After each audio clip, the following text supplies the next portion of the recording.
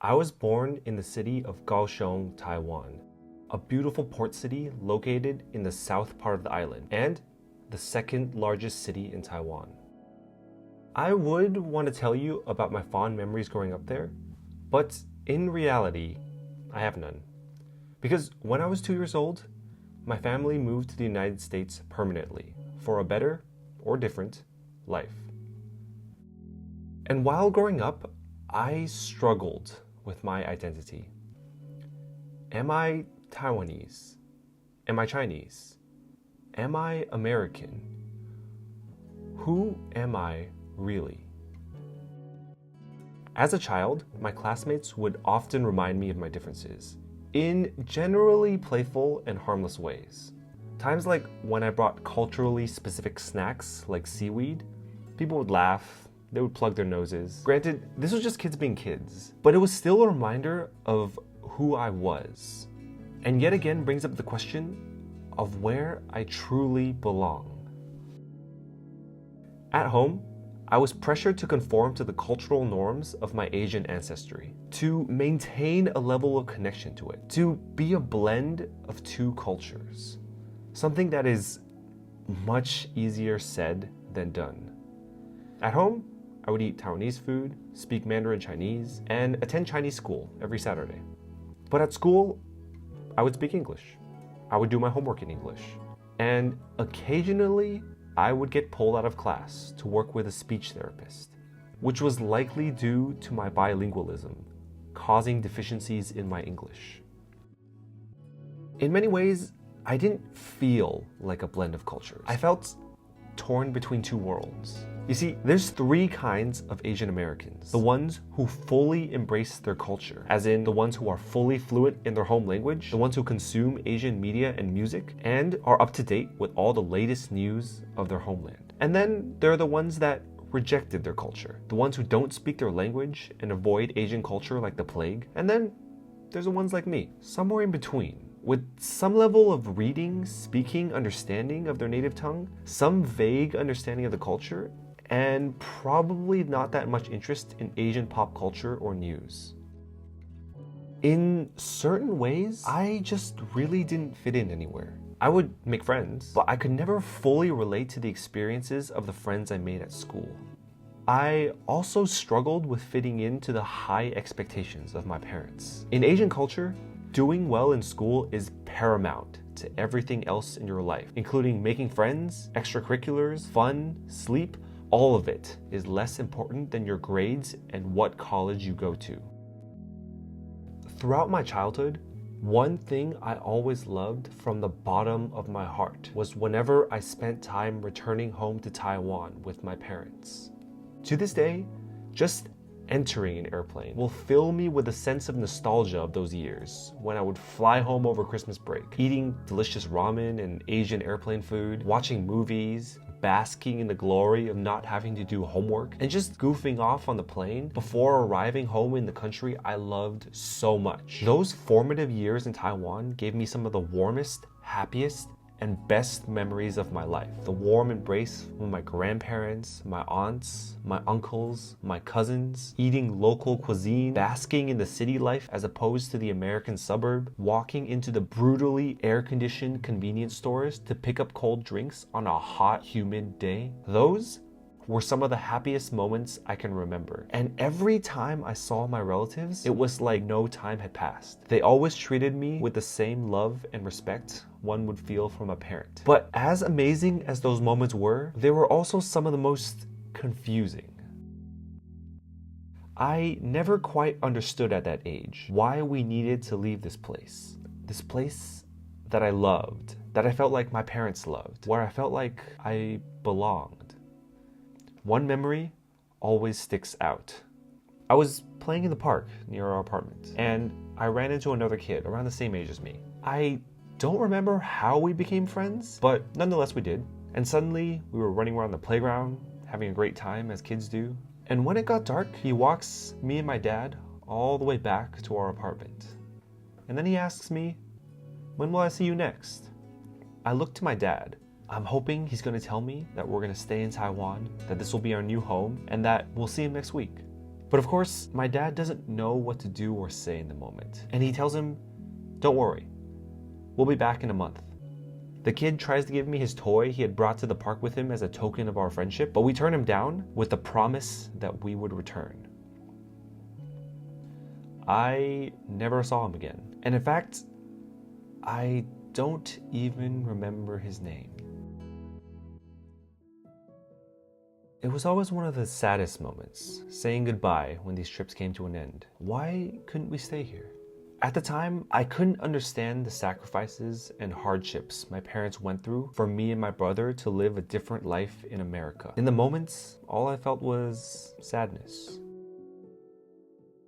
In America, I felt alone and isolated in the struggles to understand my identity. In contrast to my time in Taiwan, I had a hard time finding that same level of connection in America. I didn't have any relatives here to share stories or to provide me with a connection to my heritage. My parents, they were first-generation immigrants, and they were focused on their work and providing for their family. They really didn't have time to invest in their son's cultural identity. And of course, they had high expectations for academics, for a future that they saw for me and my brother. As I got older, my connection to Taiwan, it slowly began to fade. My Mandarin skills began to deteriorate after months and years of not speaking it regularly. I didn't nearly have as much time to visit as often once life got busy. And as the years went on and my connection dwindled even further, I began to hear more and more about this little island that I hadn't seen in so long, but much of it in a light that I really didn't expect. In the 2010s, growing tensions between Taiwan and China became a heated topic that appeared more and more frequently. It appeared on the news, on social media, and especially in the minds of other people. I was constantly reminded of the political issues that separated the two lands. It all added a sense of uncertainty to my identity and about the implications for my family, relatives, and community back home. I hated when the media would talk about Taiwan as some sort of bargaining chip for the United States, about how it represented a link between peace and a global war between two superpowers. This island that I loved so much as a kid was suddenly a major talking point in the American political cycle. It was a weird feeling. But even more than that, I would start to get questions about my own cultural heritage. I would be questioned or challenged about my own understanding of this island that I loved. I would be questioned about my relationship with it, that I had no right to form an opinion over a place that I had such a loose connection with. And most importantly, I would be questioned on the right to call myself Taiwanese. I would be told that there's no such thing as Taiwan. I would be told that I can't even read the language. How can I call myself Taiwanese? I grew tired of correcting people about terminology and when I told them where I was born. And overall, I struggled to talk about the complicated political struggles because in truth, I don't have all the answers, nor do I have the energy to argue with others about it. And with my Taiwanese connection being questioned, so too was my American connection. The year 2020 brought the COVID-19 pandemic into the world, and with it, violence and hate against the Asian American community. In the United States, I saw the hate crimes and discrimination, especially against the elderly, on the news, and it left me feeling a whole spectrum of emotions. Angry, sad, uncertain about this country that I considered to be my home for my entire life, and this country that I loved so deeply despite all its flaws, and uncertainty about this identity, my American identity, even though it was one that I felt like I could more closely relate to. All of it came into question during this time. October 2022. This was a milestone month. This marked the first time that Taiwan opened their borders back up for quarantine-free international tourism. This was a chance to make a change for myself. This place that I hadn't visited in so long, nearly a decade at this point. A place and a people that I thought about constantly. A place where I made so many childhood memories. I had to go back on my own terms and understand and reconnect with this place that I once wished was my home. However, I had many fears. Despite growing up in an Asian American community, despite growing up speaking and understanding our home language, I was self-conscious about my lack of fluency in the language. And I was afraid that people from Taiwan would judge me for it. I worried about not being able to connect with my own culture, that I would be seen as an outsider by the way I look, by the way I dress, by the accent that I talked with. I still felt disconnected from my Taiwanese heritage, and I felt insecure about my identity. I worried about struggling with language barriers after 10 years of this language rotting away in my brain. But despite all that, I felt like this was an experience I needed. I set my dates for when I would return, and I booked my flight and my hotels. I was excited to be back, but at the same time, I was anxious. I was anxious about how much this island had changed, and I was anxious about how much I had changed since the last time I was there. The moment I disembarked from my flight was a surreal experience. All I could think about were memories 10 years past. The quiet, empty halls of the airport, the strangely low ceilings of the terminal, the hour-long journey from the airport back to the capital city of Taipei. But even as memories started to come back, the first couple of hours were a stressful, anxiety-inducing experience. I was surprised at just how much my Mandarin skills had deteriorated, and I felt embarrassed. I had arrived to the capital city at 12:30 in the morning, well past the closing time of the front desk counter of my hotel. In my head, I was preparing to talk to a front desk concierge. Instead, I was greeted with a computer screen and instructions pasted along the side, all written in Mandarin. After fumbling through the instructions with the help of Google Translate and blind guessing, I was greeted with a Google video chat and a front desk representative who would help me with my check-in process. And I could not understand a single word he was saying.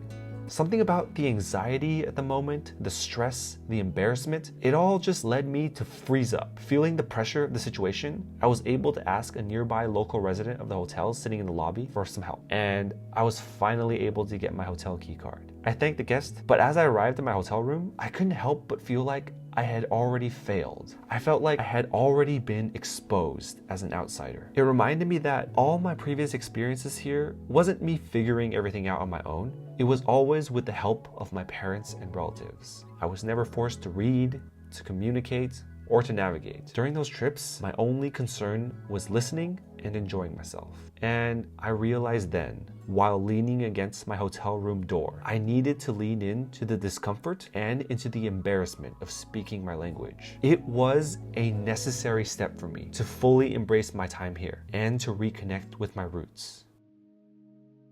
In the following days of my trip, I slowly began improving my language skills, and in turn, my connection to the people. I became more comfortable ordering food, talking to shopkeepers, and just interacting with people. But I made numerous mistakes over the first few days, and they were always painfully embarrassing in the moment. But I always made sure to learn, to search up what went wrong, and to improve. But over time, although the language barriers were frustrating, I was slowly and steadily getting better. By the third day, I began to feel more comfortable communicating in my native tongue, but also not being afraid to use other methods like translation apps, gestures, or even just asking the locals to explain themselves a bit slower. And as my confidence improved, I was able to slow down and start to appreciate the beauty of the city, the food, and all the memories I had once experienced here. And still, the best parts of the trip were yet to come. One monument to the city of Taipei that is obvious to anyone who steps foot in the city is the massive skyscraper, Taipei 101. As the lone skyscraper amongst a sea of small buildings, it is a massive statement on the skyline of the city. Locals will probably roll their eyes and avoid it like the plague, but this was a landmark that visually represented my time here as a child. I remember my dad taking me on a trip to the observatory when I was just 12 years old. We took the elevator to the top of the building and looked out over the city, gazing at all the landmarks. And I remember just feeling so small standing next to a massive building. But at the same time, I was so proud that I was part of the city. And with this trip, I had an opportunity to climb the famous Elephant Mountain hike, a viewpoint that overlooks not just this massive tower, but also the entire city of Taipei. As I came to the entrance of the hike and walked up the stairs, I couldn't help but feel my heart race in anticipation and excitement. And when I reached the top, the view was truly breathtaking. I was reminded of my 13-year-old self, searching up this exact view and setting it as my desktop background on my Windows 7 PC. But now it was in front of me, in full glory. I sat on the peak for about an hour or so, reflecting, thinking about my time here, and coming to a sense of peace. I was grateful for the time and the memories I spent here in my adolescence. And in the same vein, I was grateful for my parents' sacrifice in raising me and my brother in America. This city, these memories, they were always going to be a part of me. Another pivotal moment of my trip was when I met with my parents and my relatives who I hadn't seen in 10 years. And just like years before, I was greeted with the exact same warmness I had hoped for. We talked, we reminisced, and we shared a meal together as a full family. Aunts, uncles, parents, cousins. And I couldn't help but realize how much I missed the warmth and closeness of my family. It really was everything I could have dreamed of it being. At the end of my visit, I sat in the airport alone and I reflected on my time here. On this trip, the more I learned about my culture, the more I understood and appreciated my parents' expectations for me growing up. I recognized that they only wanted what was best for me. I realized the struggles they probably went through, immigrating to a new country, forming a new identity, leaving behind their friends, their families. It couldn't have been easy. And I realized that my Asian heritage mixed with my American upbringing was never a disadvantage. It was actually a unique and rare experience only afforded to a very small percentage of the human population. To be a blend of two cultures, not just Asian culture, but of any culture. This blend, it brings unique perspectives and experiences to every walk of life. And for myself, I don't need to choose between the two cultures to define my identity. I'm just grateful for my upbringing, for my life, exactly the way it is. And one day soon, I'll be back to this place again, and I'll continue to explore and reconnect with this part of myself.